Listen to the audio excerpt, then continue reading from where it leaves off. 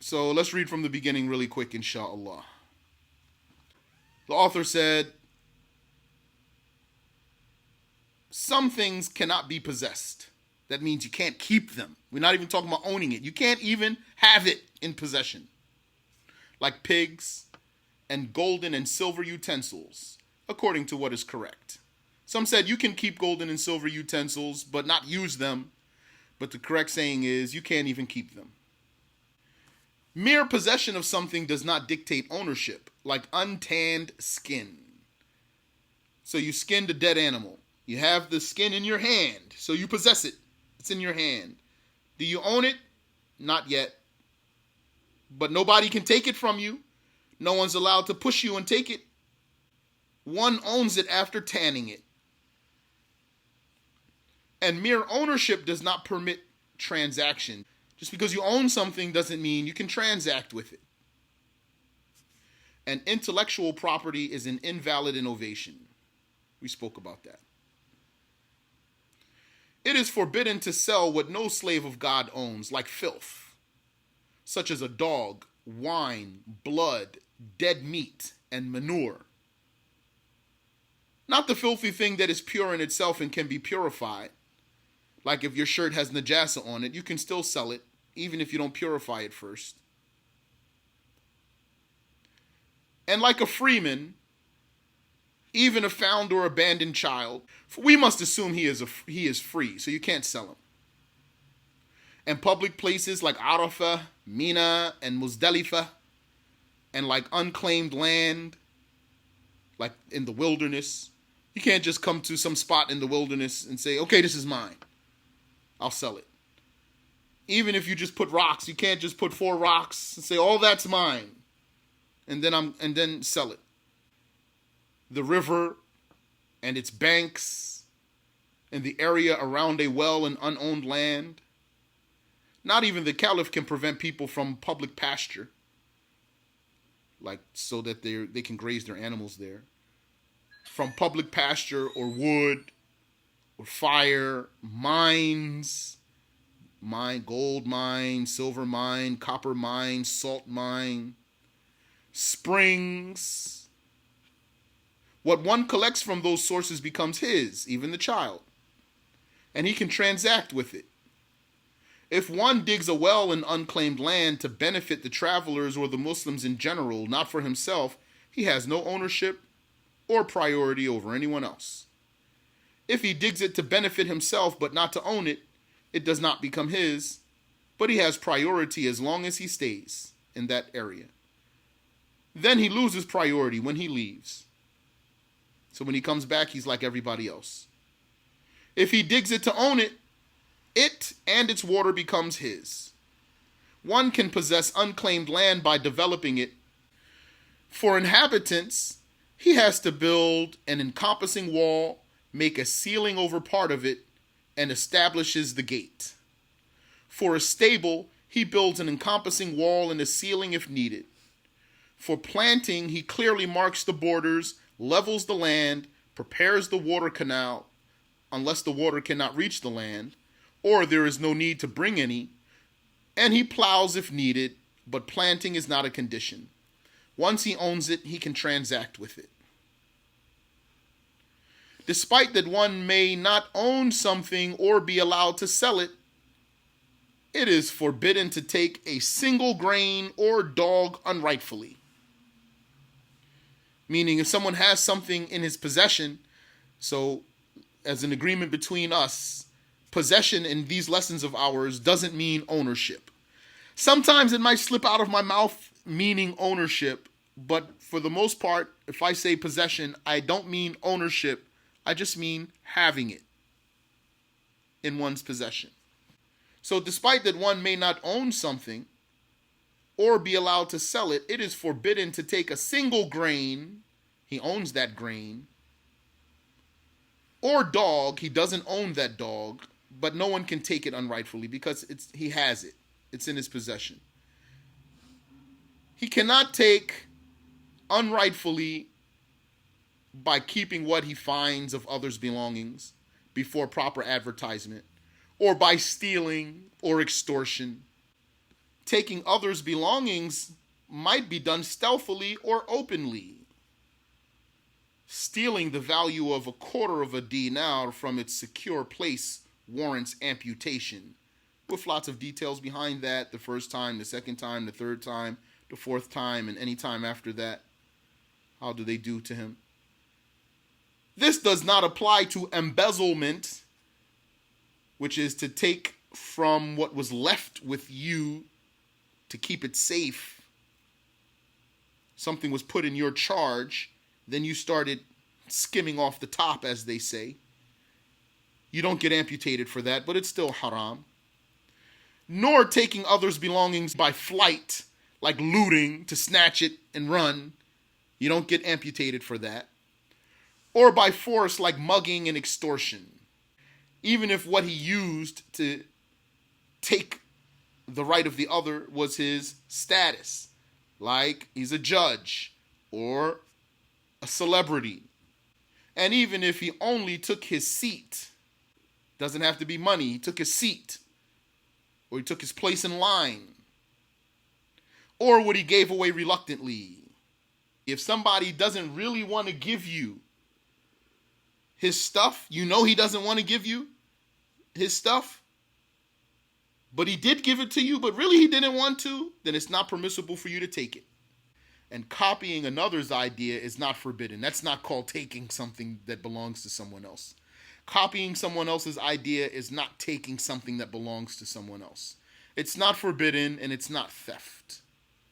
So, to deal validly, the contractor must not only own the subject of the deal or own the right to it, as in the case of renting.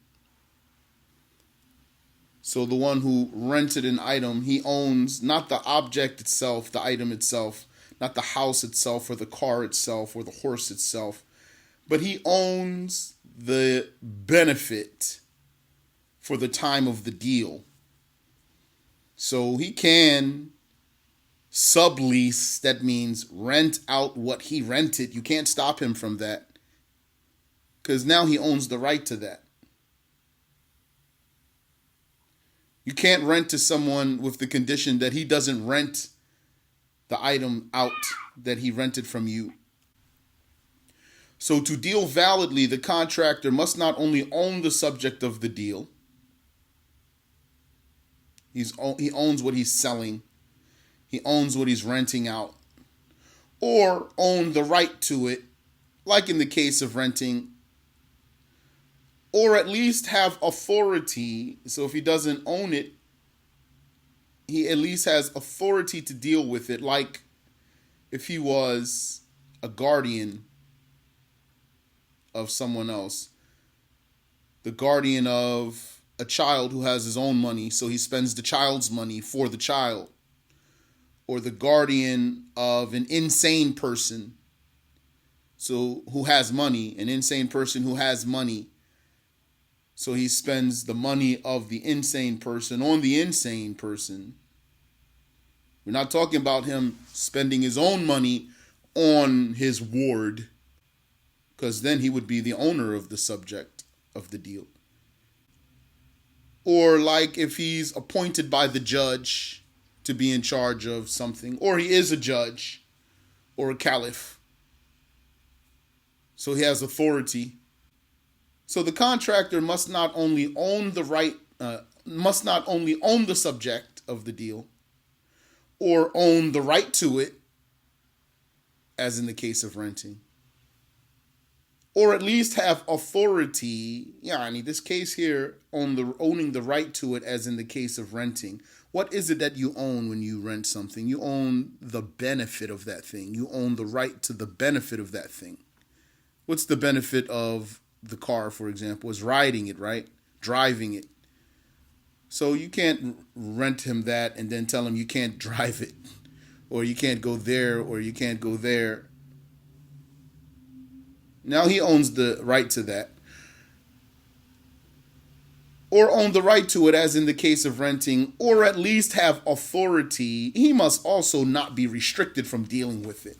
So a person, he might own the item itself, but he still can't deal with it because he's restricted. In general, there are two reasons for restriction: protecting the belongings of the person himself and protecting the belongings of others. So the restricted one cannot co-sign for another, nor care for an abandoned child. Someone who's restricted from dealing, he can't even deal for himself. He's restricted. He's restricted from dealing, so how would he co-sign for someone else to make sure that someone gets paid for someone else? Someone takes a loan. He co-signs for another person's loan. Religiously, there is a way you can co-sign for someone else's loan. But if you're restricted from dealing with your own money, how could you co-sign for someone else? It wouldn't be valid. Or how could you be in charge of an abandoned child, for example?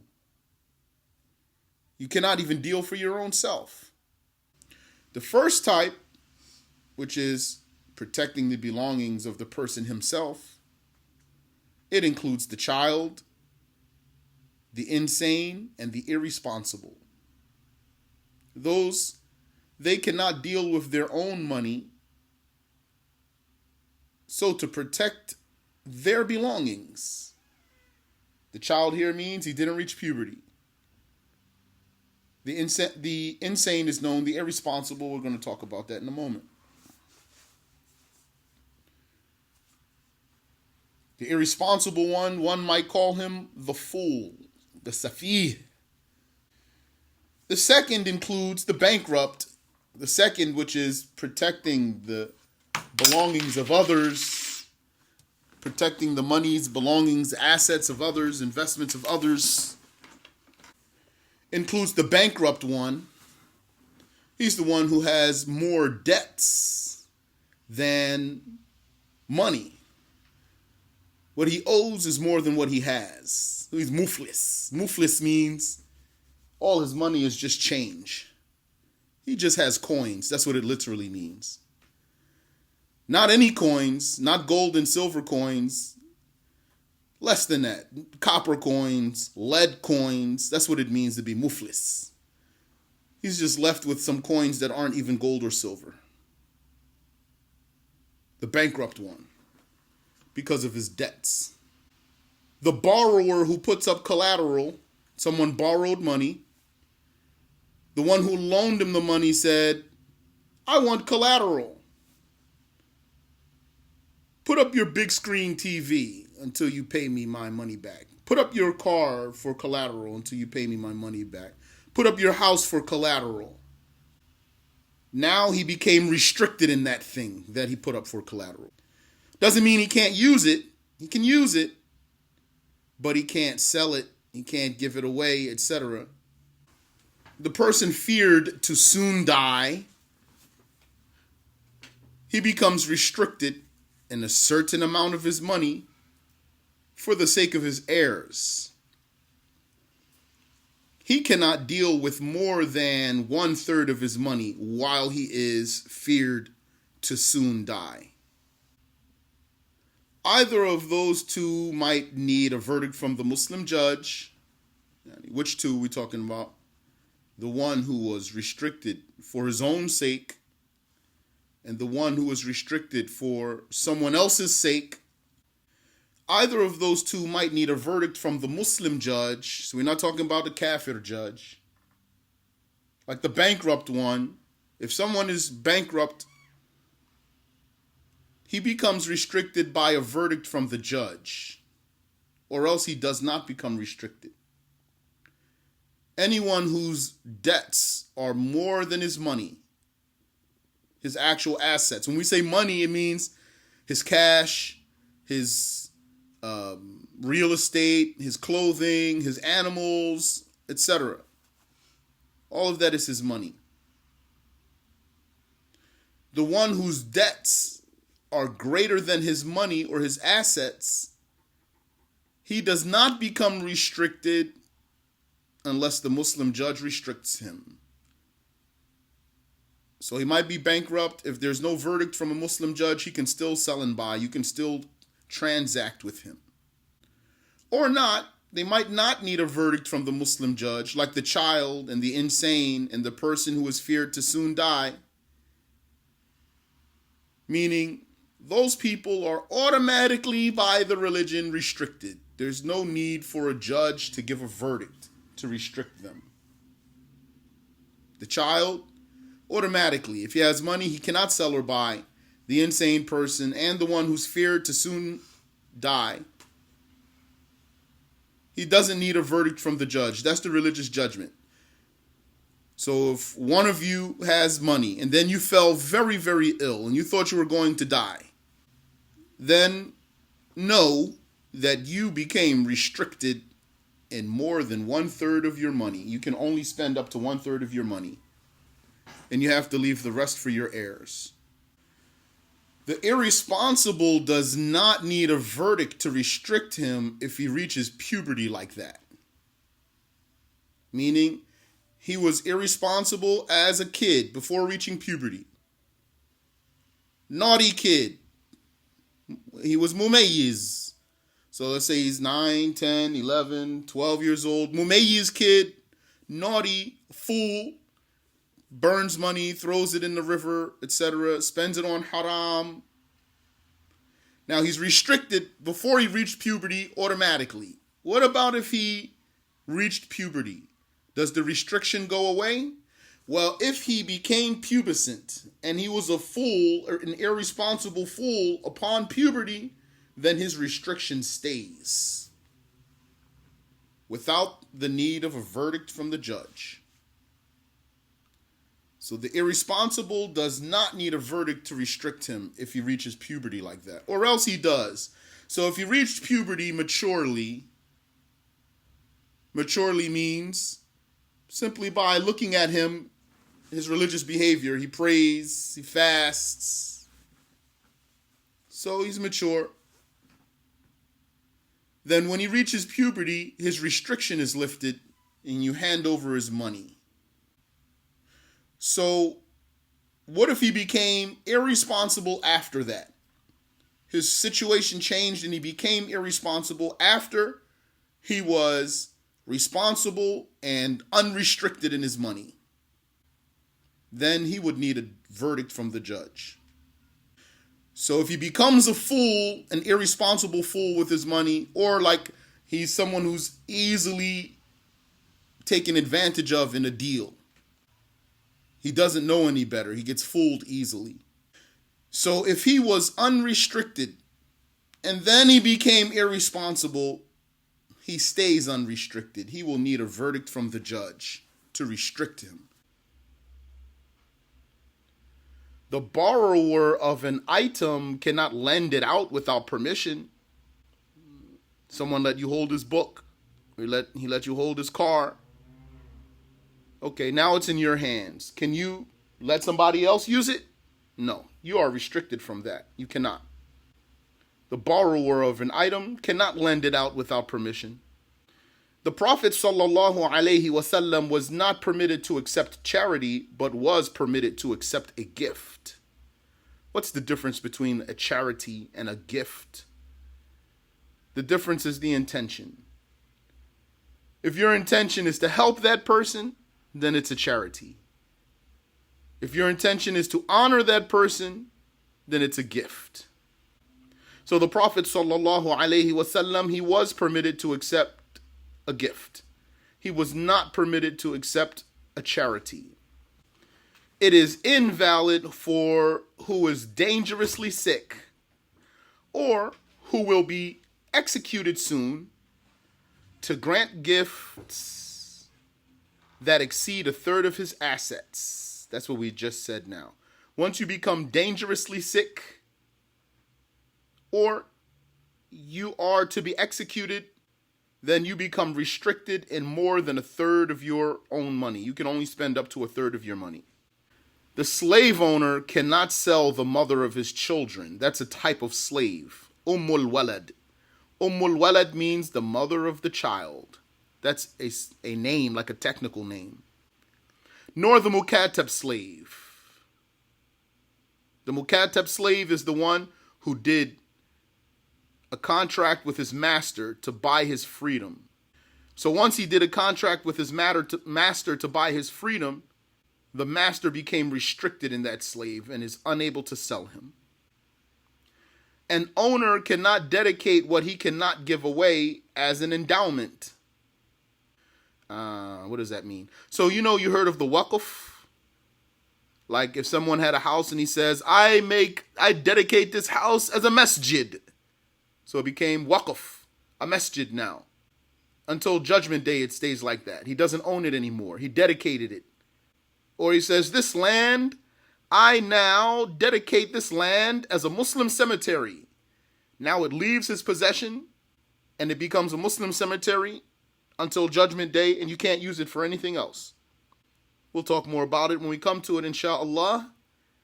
So the owner of something, he cannot make such a dedication of something if he's not allowed to give it away. The blind cannot manage what requires sight. Like a sale. A sale requires sight, so the blind cannot sell. So what is he going to have to do? He's going to have to authorize someone to sell for him. The woman cannot give herself in marriage, according to most of the Imams, but not according to Abu Hanifa.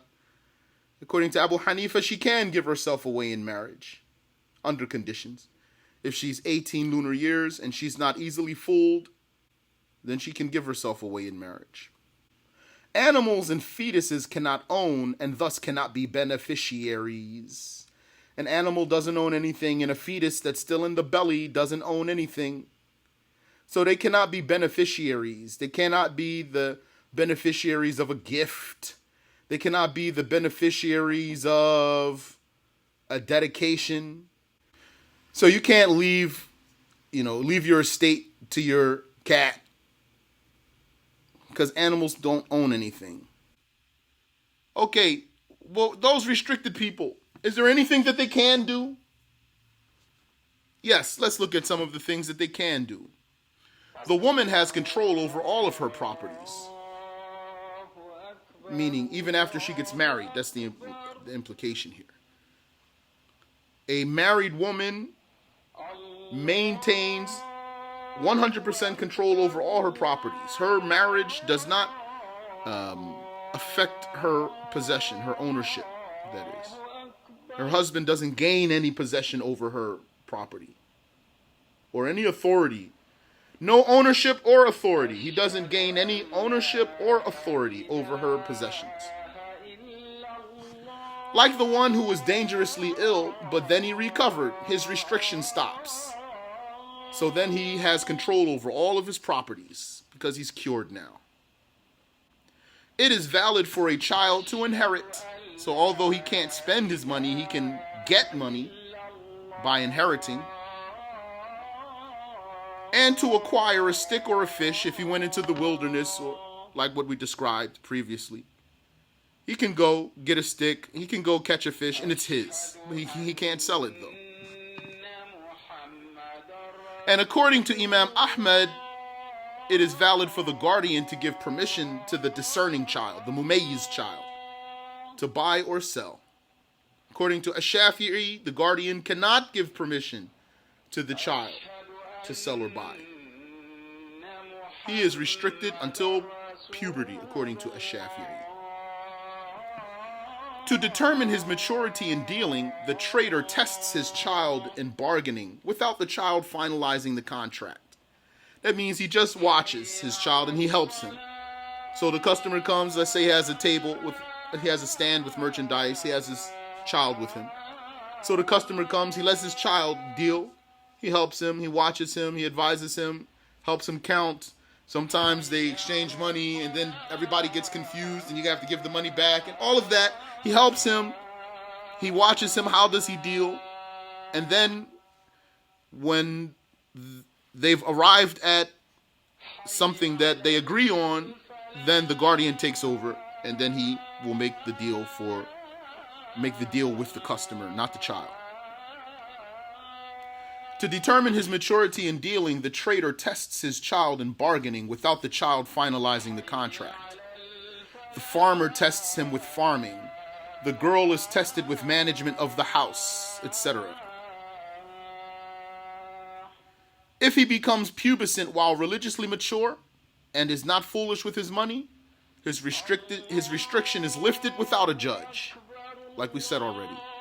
He reaches puberty, mature, his restriction is lifted without the verdict of a judge. You hand over his money to him, and the male he can marry without a guardian. He reached puberty, mature, and with no restriction. Now he can get married without a guardian. The irresponsible can marry and pay zakah with permission. We're talking about he's restricted. The irresponsible one who's restricted. He can marry and he can pay zakah with permission. The bankrupt can sell described items and take loans. That means he can sell described items means he can't sell his physical assets that he has, his actual physical assets, but he can make a deal for something that's described and not specific. We'll talk about selling described items. If that's not clear for you, don't worry about it now. We'll talk about selling described items, inshallah. And he can take loans. He's bankrupt, he can still take loans. If you want to give him a loan, you can. The mukatab slave owns what he acquires. And he can sell and buy. He has to own, because how's he going to buy his freedom from his master if he can't own the money that he's earning from the deal, from his transacting? So he made a contract with his master. His master said, pay me such and such amount of money in 2 installments or 3 installments, for example. So now he can go out and transact. In order to buy his own freedom, it's necessary that he now gains ownership so that he can hand that money over and get out of the slavery. The collateral giver is allowed to use his item without diminishing its value. So he can still use it, but he can't decrease its value. Like renting out his house. So that's why I said, we can't say that he can't transact with his collateral item at all. He can. Let's say he put his house up for collateral. Now he's restricted in that house, right? Yes, because it's collateral now. But he can rent it out, or he can just use it for himself without diminishing its value. A woman can request a khula at any time. So she can say to her husband, give me a khula for such and such amount. Or how much do you want for a khula, for example? And he's not obligated to accept.